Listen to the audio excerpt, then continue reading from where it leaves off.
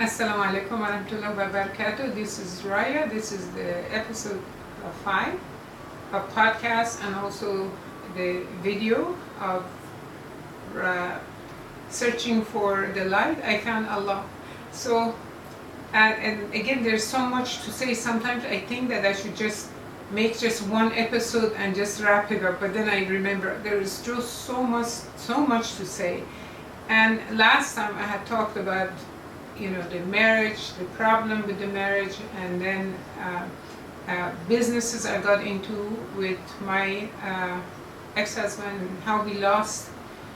I just briefly mentioned about birth of a second child, my daughter, but this by itself, it really is a book. And I really don't want to talk about it.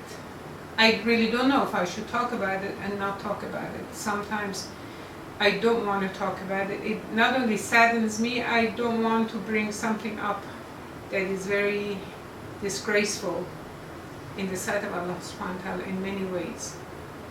And on the other hand, it may be something, a lesson, is something to learn for other people that may be in the same position. So I just will say, part of it, I don't know how far I would go with it. I don't want to take a lot of time. Just so that I would start with the second pregnancy that after I realized I'm pregnant, my husband wanted me to abort the child because he was not ready to take responsibility for another child. He was very reluctant about the first one, accepted finally, and as I mentioned, I had a very lonely pregnancy. He was not really into having children.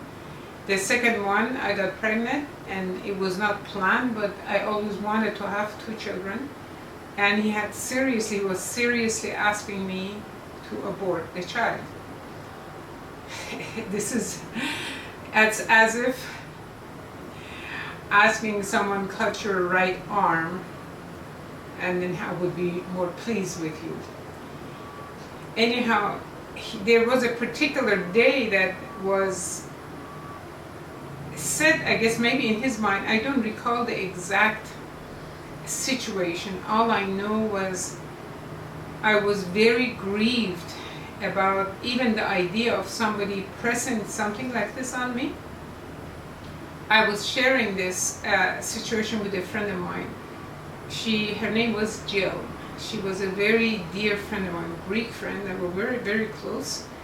And I shared this situation with her and told her how sad I was that the father of my child, I'm married, it's not like I got raped or something like this, and he wants me to abort the child. And a couple of hours later she called me, she said, I want to read a poem to you. I said, okay. I do not remember the poem itself, but it was something that I have never forgotten. It was 2 babies that spoke, fetus basically, in the mother's, 2 mothers, separate mothers, in the mother's womb. They're speaking with each other. One of them was saying the other one that you are so lucky that you're going to live to see your mother, you're going to live to see the world, you're going to be happy, you're going to be raised to be a happy person, but as far as me, my mother is going to abort me. I will never get to even see her. Oh.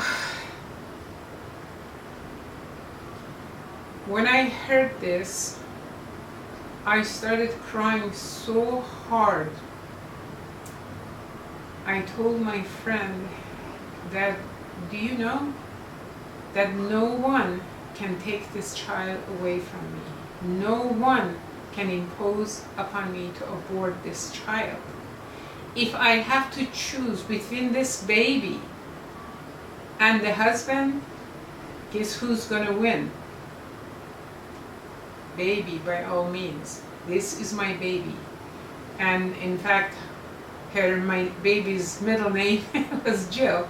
So you're like her godmother. And many things happened after this. The event that happened after this was really incredible. I really don't know how far I should make these episodes go. I don't want people to get tired of listening, but what happened later with this pregnancy, it's really is incredible. And the things happened after she was born, and how she was raised, and what happened to her as she grew up, and how I lost her. Anyhow, I will talk about it inshallah in the next episode. Thank you for listening, and have a nice day. Assalamu alaikum wa rahmatullahi wa barakatuh.